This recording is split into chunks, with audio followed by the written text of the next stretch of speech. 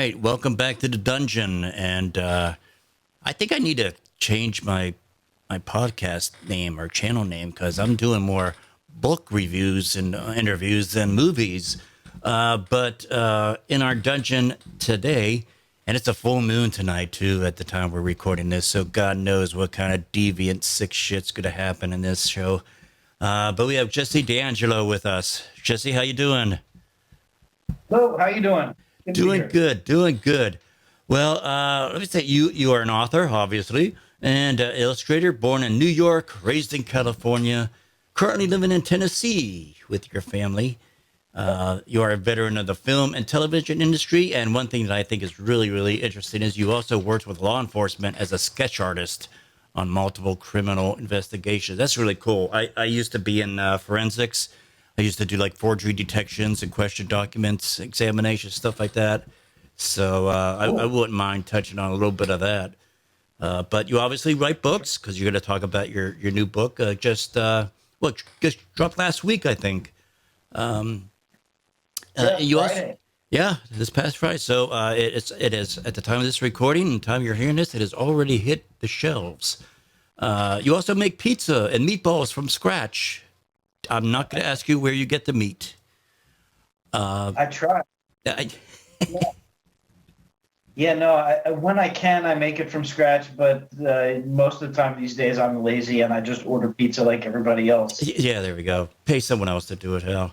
But just in case, and we're going to be talking about his really sick. And you even get a warning on the cover. You've been warned. There is some sick shit in this book. But just in case you think he's like a total depraved lunatic, you do get teary eyed watching cheesy 80 movies. So you do have a heart. I try to. I try to. Any kind of nice guy facade is it's all just an image. Inside, I'm just a shallow husk of a man. Ah, Uh, aren't we all? I try to put up a good front. There we go.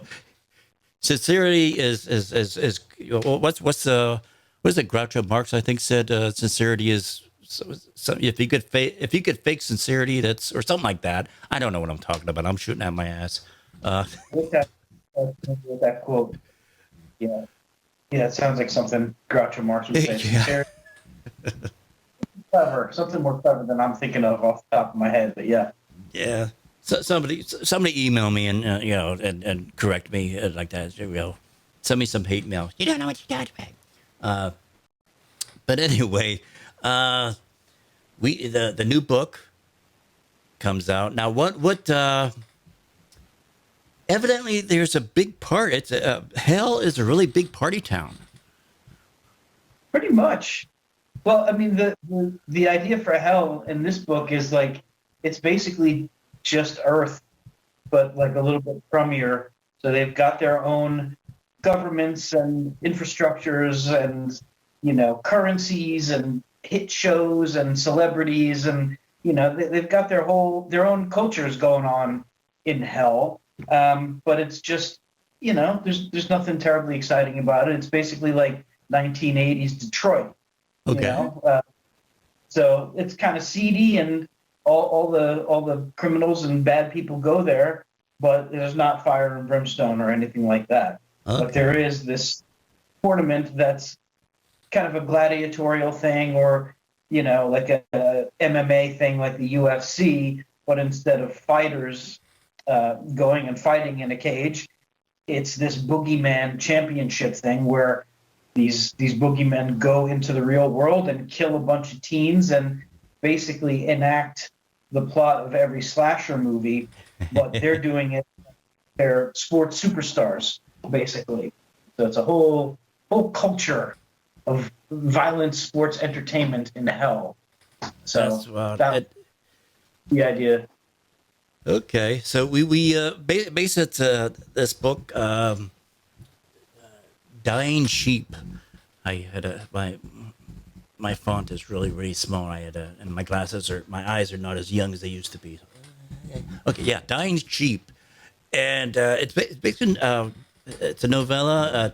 It follows the first adventure of Marvin Brumlow, right?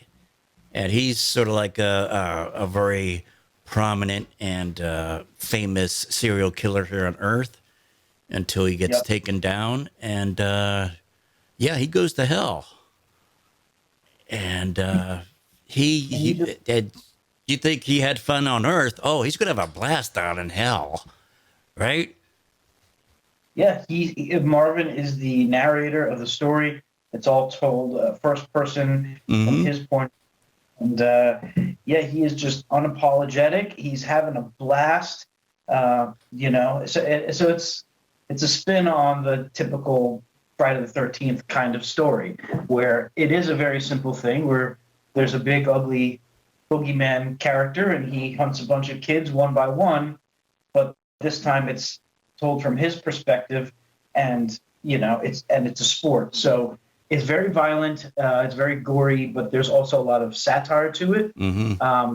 commentary on our society and what we consider entertainment, and what people want out of their horror. So it's a commentary on all those things, and really, I had a blast writing it. So it's just the idea is that hopefully it'll just be fun.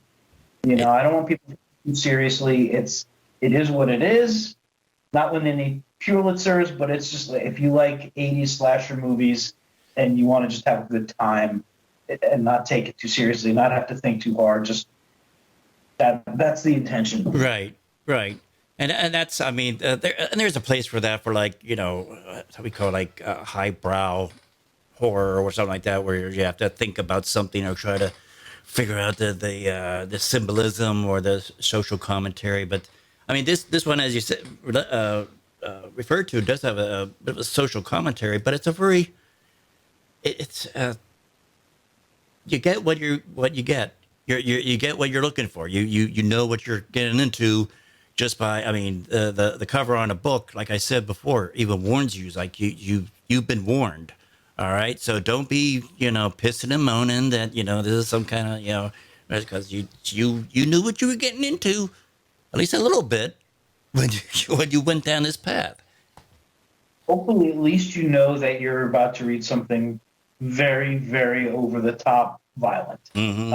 Other than that, hope that it's a surprise for people, and some people have been surprised because they find themselves rooting for this killer, and he's got zero redeeming qualities. He's just a big, dumb, violent, sadistic, deformed brute, disfigured, and he's just evil to the bone. And yet we're seeing this through his eyes, and people are telling me that, like, I am finding myself rooting for Marvin to kill these kids.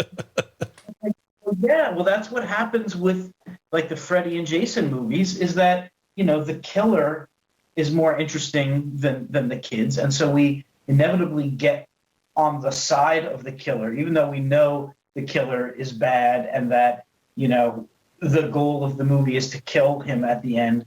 But still, secretly, we like the killer more, and we're rooting for him because the kids are annoying, and we want to see something dead.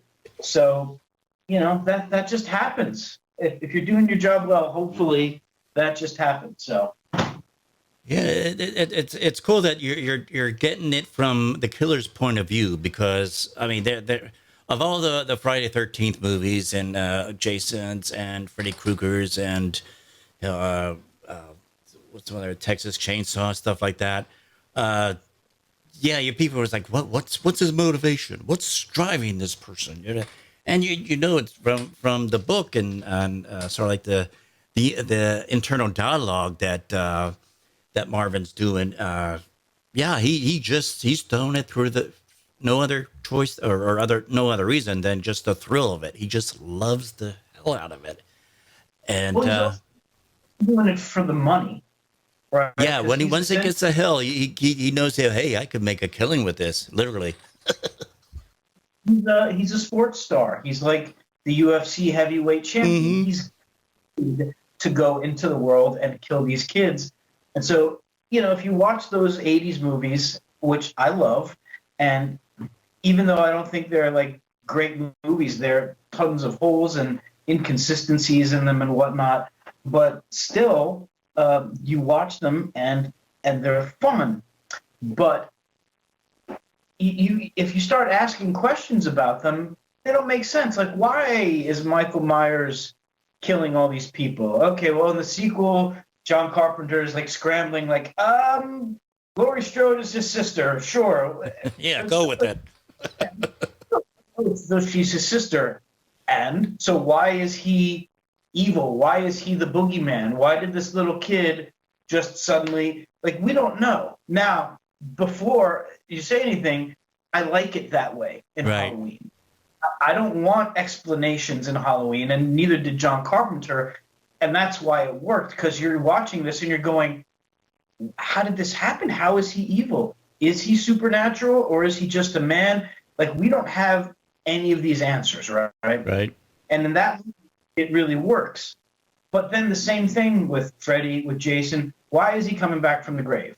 Why is he coming after these specific kids? Right. And you say, well, Freddy is going after the kids of the parents that killed him. But then after he's done killing them, he's just killing more kids randomly. And Jason just doesn't like kids coming to his lake. So there's never really like a good motivation for why they to life each time. Because sometimes it's like, well, that's a pretty final death. There's no coming back from that. But no, they come. So there's never an answer for why do they come back? Why do they go after this particular person?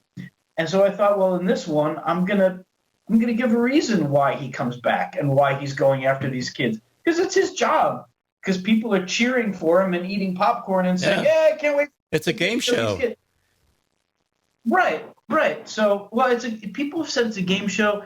Like, I always thought of it like a sport. Like, it's mixed martial arts. It's the UFC. You know, they're going in and they're gladiators. So. Yeah, I'm a big wrestling fan, so I watch AEW and New Japan and stuff like that.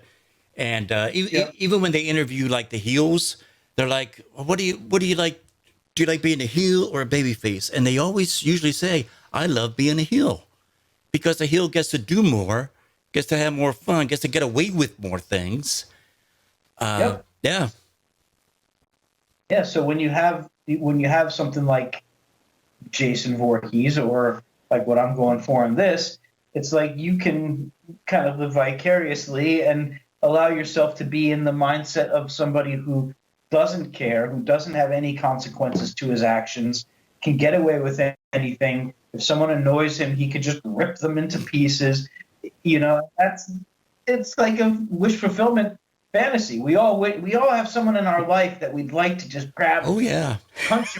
Oh yeah. We can't do it. We'll go to jail. You know, we'd like to tell someone to go fuck off, but no, that would be impolite. So I won't do that. So our lives are spent restraining ourselves, trying to be nice and whatever. And so if you can like kind of forget that and step into the point of view of a character who doesn't give a shit about being nice, has no consequences, just it's like, so. I think that's kind of what I was going for. Okay. I went off on a little tangent. Oh no, that's cool. Yeah, after reading the book, you definitely did that. What I think is cool when you said about giving some answers to the questions that we ask when you watch a lot of these movies is it as I was reading it, it was like, okay, this is sort of like Mad Max meets all the slasher movies meets Running Man or something like that. You know, that whole kind of. But the cool thing is, and I'm not going to give too much away, but you do give like a sort of an answer to, like, one of the things is, how do they keep coming back to life? How do they keep, they get killed on Earth here, but how do they keep coming back? They keep just relentless coming after the person. And also, if I'm not mistaken, there's also a bit of an answer on how people like Jason could go from one location to another location, like a mile away within a few minutes. Yeah. Yeah. So growing up and watching those movies, you're asking yourself all these questions like, how did he end up there? Yeah, How did he really. get there? Go back. She chopped his head off. How did he? You're asking these questions, and so when I was thinking about this book, I was just kind of like, about this, what about that? I'm gonna actually give answers to these questions. So when you see that kind of story told from the other side of it, you can answer that.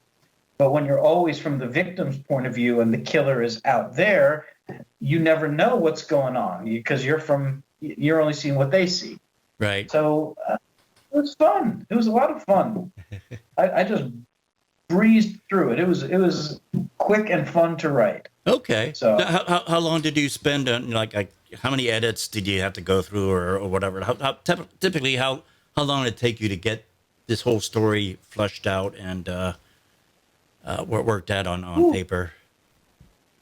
um, I think it was like 2.5 months total from first draft to finishing it. Uh-huh. I did all drafts on this one. Like usually I'll do like between 5 and 7 drafts of a book. Like I'll really, if I'm doing a serious book, Right. like one of my longer, my darker, serious things, I'll really put a lot of time and thought into it. And with this one, as I was reading through it, I was making a few changes and obviously fixing typos and grammatical errors and whatnot.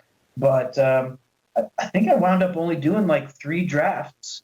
Hmm. I fixed a few little things, read through it again, changed a little bit of wording, and that was it. Like, didn't need a lot of work.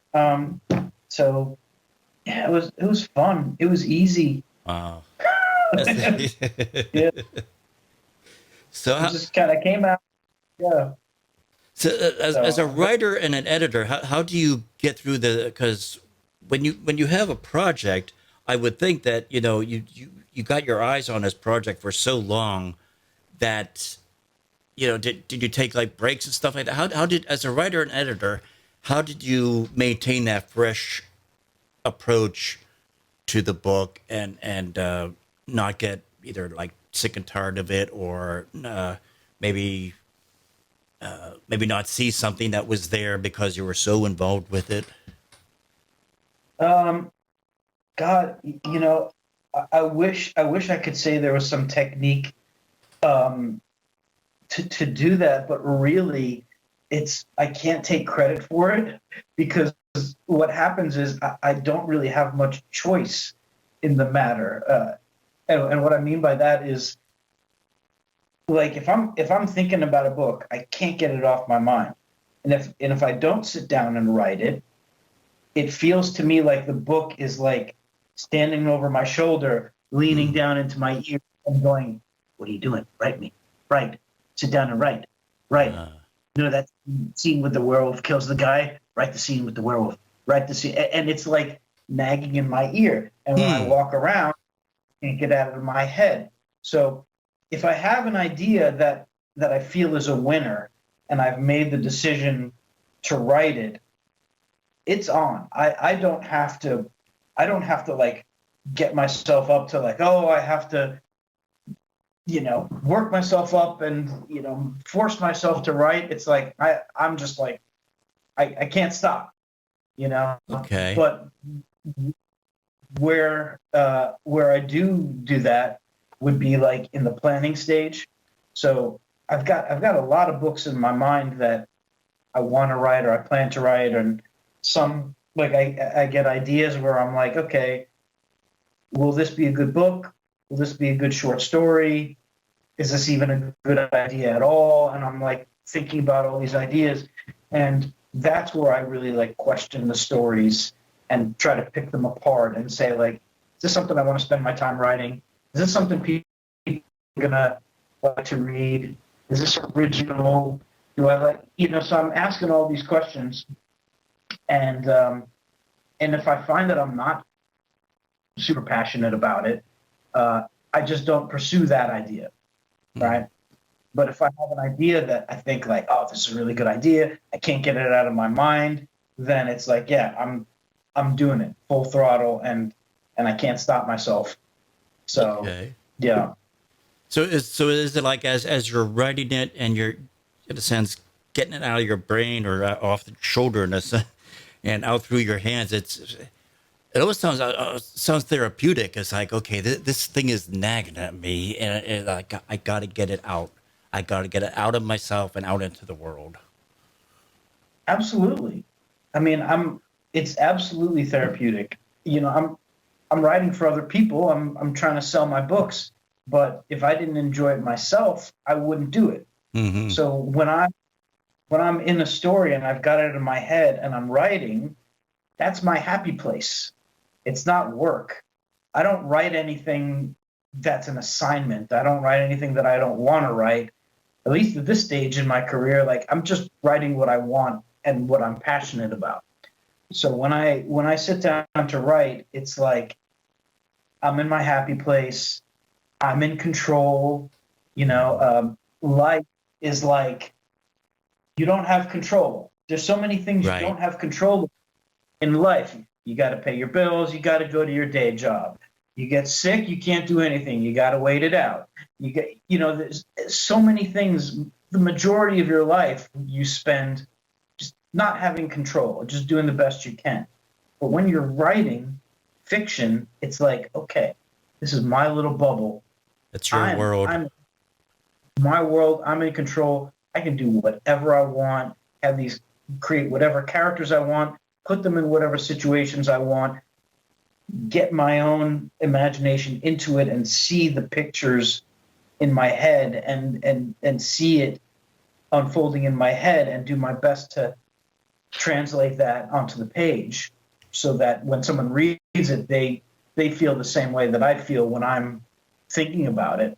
And when it's something that I'm passionate about, like every book that I've written is something that I'm passionate about. Like I gotta write this. I gotta get this one out. Mm. But they've all been. I don't want to say easy because it's a lot of work, but it's fun work. Right. It's not a chore. Every now and then I'll oh, it's been a couple days. I haven't written. I've been busy with this or that. It's like, yeah, I should be more regimented and make sure that I sit down at a certain time every day and write every day and whatever. But really, like, I trust myself to get it done. Like, I know that I'm passionate enough about what I'm writing that I'm gonna put the time in and I'm gonna get it done. But yeah, I probably could be a bit more like rigid with myself and make sure that I write every single day. Like today I was planning to write. I didn't get any writing done on this new book that I'm working on. But it's okay. I'll get it done, and you know, I'm just having a good time. That's That's all. cool. That's cool. Well, let's now getting back to Marvin's story of his first first clash in the game show. What now? What's I forget. What's the name of the game? Is there a game for the game show down in hell? It's called the Boogeyman Championships. The Boogeyman Championship. That's right, because we see a glimpse of one Boogeyman. Um, Yeah, a little cheesy, but that's the idea. So, Now, does the Boogeymans ever fight each other? you might see that in a future book. Okay. So, I mean, one of the things that I'm planning is much like Friday the 13th. This hopefully is going to be a series. So I'm thinking like I want to do like 10 books of Marvin and his various adventures, and they all involve going in and killing a bunch of kids, but at the same time they're all going to be different in their own ways and have different things going on. And so in this universe, there's Marvin, who's very much like Jason Voorhees style killer, but there's also other boogeyman characters who are also superstars of their own right, and some of them are, there's a character who's more like Freddy. There's a character that's more like Michael Myers. There's like a killer doll character, like Chucky. So there's a lot of these characters with parallels to other 80s slashers, and they all kind of like will interact. You know, it's sort of like wrestlers backstage. Like they're all backstage, and some of them are friends, and some of them don't like each other, and sometimes they might have to fight each other. So there may be in the future some, like, one of the books would be like the Marvin character versus one of the other characters, like the Freddy character, the Michael Myers character. There might be like battle royale where it's like the two of them at it head to head. Okay. There's all sorts of weird things I can do with Marvin. I could put Marvin in space. You know, Marvin gets married. I mean, you know, there's got to be progressively preposterous situations to put Marvin into. You know, so that's. All right. So yeah. So the game shows these boogeymans go out into the world and kill people and stuff. But like all other horror slasher movies, Marvin comes up against a final girl. Yep, absolutely. So that's another sort of trope from those movies that I've taken up. There has to be a final girl. So, you know, if you're familiar with those movies and you read this book, it's like, okay, there's that, and there's that, and he's tipping his hat to that. So it's a love letter to the genre.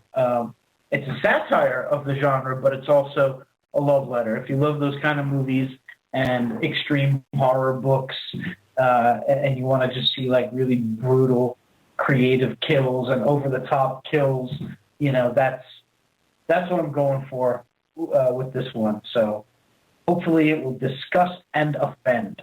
Okay, excellent. Well, like I said, the book's been out since not quite a week as the time we're recording this. So what has been the initial reaction to the book? Initial reaction has been great. My new publisher, Encyclopocalypse Publications, they've been great. They've been helping me get the word out there, helping me publicize, sending out advanced reader copies for me, getting the book into like Barnes and Noble and other major chains. So as a result, we've gotten a lot more feedback than I've gotten from my other books. And it's been really positive. Most of the reviews have been 4 and 5 star. Most of them are 5 star, and they're just piling up. Like, I'm amazed. I've never seen reviews come in this fast for one of my books. So it's actually like looking good and promising. So of all the like serious books that I've written, that I'm like really trying to make them, write great writing and all this, the one that's like utter filth. It's looking like the one people. So it is what it is. I love all my babies, so I don't care. That's excellent. Right. All right. So Jesse, this book is already out now, right? Oh yeah. Okay. Where could they? Is it online? Can people get like an actual hard copy of the book? We're working on getting it into bookstores. For now, you can get it online. There's you can go to buyhorrorbooks.com. It'll take you to the Encyclopocalypse website, and you can buy it there.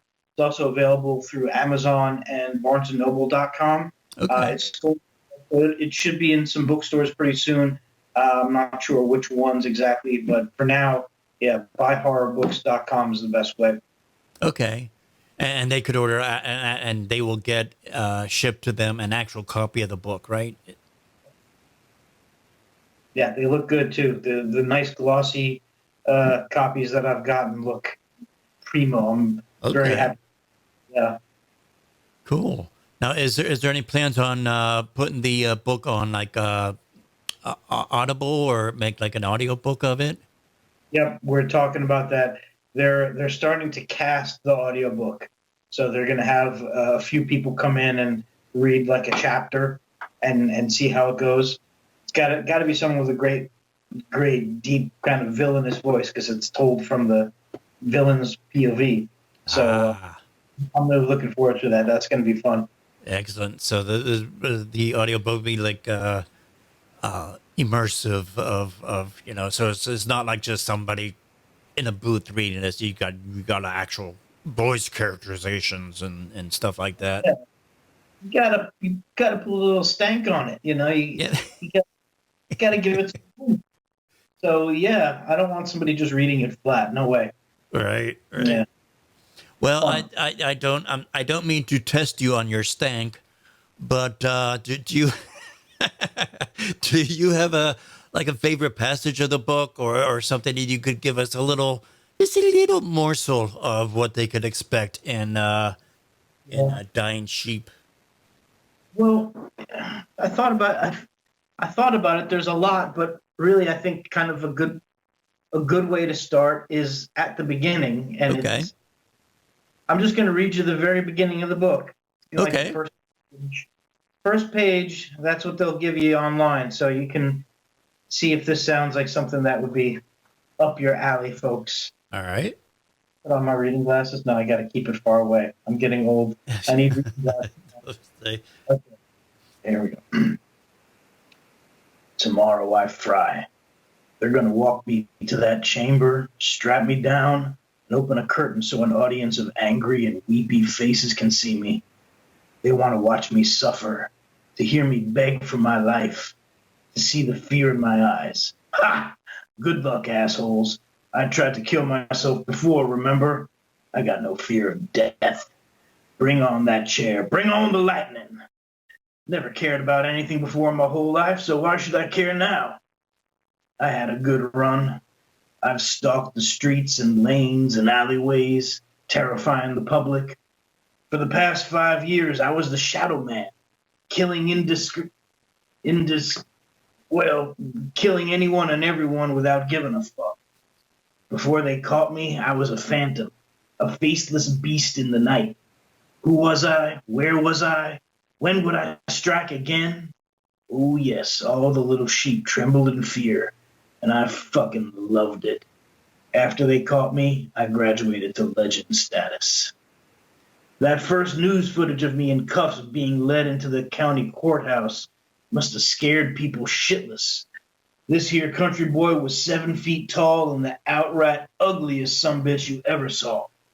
That's what happens when you put a gun under your chin but only succeed in blowing off your jaw and the front of your face. It all happened a few years ago. ... Mm. So, All so right. that's where it starts with our hero on death row about to get fried. If right, So, but that is not the end of his journey, evidently. no, sir. Uh, all right. Well, Jesse, thank you so much for coming into the dungeon. I'm glad you. Hope you did. We didn't strap you up too uncomfortably. I'm sure you. Hope you enjoyed your stay here. Oh no! Anytime I get to talk about myself is time well spent. There we go. Um, And you are more than welcome to come back to the dungeon if you want to talk about more of the any additional adventures that our serial killer is engulfing on. So well, hopefully there will be more adventures from Marvin. That's the plan. So we'll see. And besides that, I'm writing other books. You can check out my other books, jessedangelo.net. And yeah, I'm staying busy. So keep them coming. excellent, excellent. So that's where that's the website that people could reach out to you or find other things that you've done. Yeah, that's my website, jessedangelo.net. I'm also on Facebook, Instagram, Twitter. On Twitter, my handle is Blackbird's Dance, and that actually is the book that I'm writing now, Blackbird's Dance. Okay. So I'm pretty stoked about this one. It's going to be pretty epic. So yeah. All right. Is there anything we're not gonna ask for spoilers, but anything to let us know what that book's about? Blackbird's Dance is the sequel to Skinner, which is one of my first books, which Okay. is like action horror, you know, monsters, but also a lot of like, car chases and explosions and fight scenes, and feels like a James Bond movie or a Jason Bourne movie, but with monsters involved. I'm excited about that. It's going to be like a saga. So at least 3 books planned already, maybe more, depending on how those go. But that's my little like George Lucas Star Wars Okay. epic trilogy thing that I'm doing, the Skinner saga. So Blackbird's Dance is part 2. Okay. Pretty stoked. So hopefully you don't let anybody else get a hold of it and fuck it up for you. You keep your you keep your hands and and creativity on that thing. So, No, nobody's fucking with this baby but me. okay, So, excellent. Well, Jesse, thank you so much again. And Jesse D'Angelo, Dying Sheep, check it out. buy lots of copies of it, people. Yeah. Thank you, sir. You have a great day. Thank you for having me on. I appreciate it. Thank you. All right. Take care.